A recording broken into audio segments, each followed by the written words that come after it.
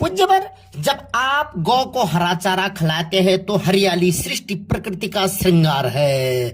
गौ माता आपके जीवन में रंगोत्सव बाहर ले आती है और आपका बुद्ध तथा देव गुरु बृहस्पति दोनों शुभ हो जाते हैं। परंतु जब आप गाय के गले में हाथ फेरते हैं, हाथ घुमाते हैं, तो गौ माता सिर को ऊपर उठा करके, सिर घुमा करके मृत्युदेव से कहते कि हे मृत्युदेव, हे यम कन्या, आप इस प्राणी के गले कंठ को यमपा से सदा सर्वदा दूर रखना। और जब गौ माता आपके हाथों से अन्न खाती है तो आपके हाथों हुए पापों को खा जाती है, और जब बहुत ही ज्यादा प्रसन्न होकर के आपके हाथों को चाटती है तो आपके हाथों की किस्मत भाग्य की लकीरों को चाट कर चमका देती है और जन्म जन्मांतर के दुर्भाग्य को सौभाग्य में बदल देती है। और जो गौ माता के चरणों की धूलि को अपने सिर पर लगाता है, गौ माता उसके माथे को गौ, गोविंद और गंगा के अलावा किसी के सामने नहीं झुकने देती है। और जब आप गौ माता की परिक्रमा कर गौ पूंछ को अपने ऊपर झाड़ा लगाते हैं, अपने शरीर पर झाड़ा लगाते हैं,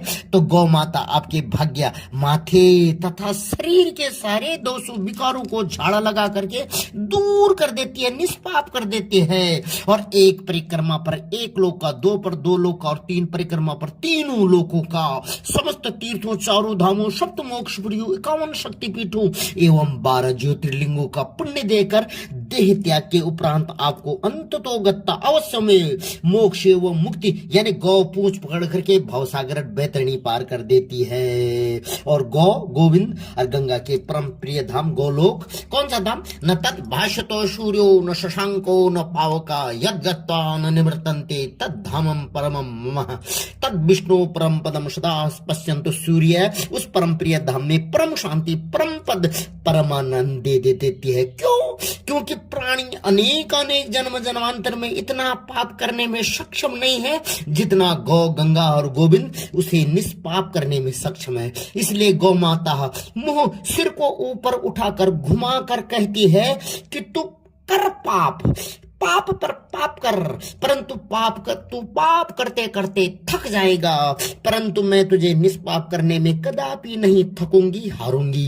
इसलिए जब तू पाप करते करते थक जाएगा तब मेरे पास आना, मेरे गले में हाथ फेरना, मेरी पूंछ करके को पकड़ना, और मैं तुझे पूंछ पकड़ करके मोक्ष मुक्ति परम धाम दे दूंगी। इसमें कुछ भी संशय, शंका, डाउट नहीं है।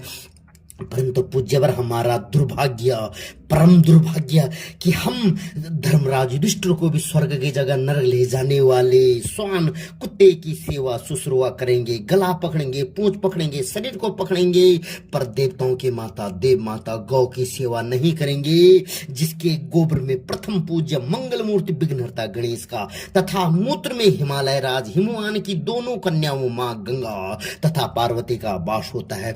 चारों स्तनों में चतुर्मुखी ब्रह्मा का, मत्थे पर हरिहर का तथा बालों में 33 कोटि देवताओं का वास होता है, और चारों खुरों में, चारों पांव में, चारों धामों, चारों युगों का वास होता है। उसकी सेवा शुश्रूषा नहीं करेंगे, पर स्वान देवता कुत्ते की सेवा करेंगे। और यही संसार का किम परम आश्चर्य, सबसे बड़ा आश्चर्य है कि प्राणी जानते हुए भी ऐसे काम करता है, कलिकाल के बस होकर ऐसे काम करता, और फिर यहाँ हरिद्वार में आकर के बोलता है कि ब्राह्मण देवता भयंकर पितृदोष आ रहा है, माता पिता, दादा दादी, नाना नानी सब इस धराधाम में है, लेकिन पोते के कुंडली में भागवत करने के बाद भी, नारायणी बलई करने के बाद भी भयंकर पितृदोष, पितृ शरापित दोष आ रहा है। तो फिर घर में गाय को रखेंगे ना तो गाय वाला आएगा, गोपाल गोविंद आएगा, और घर में कुत्ते को रखोगे ना तब आगे नहीं बोलना चाहूंगा मैं।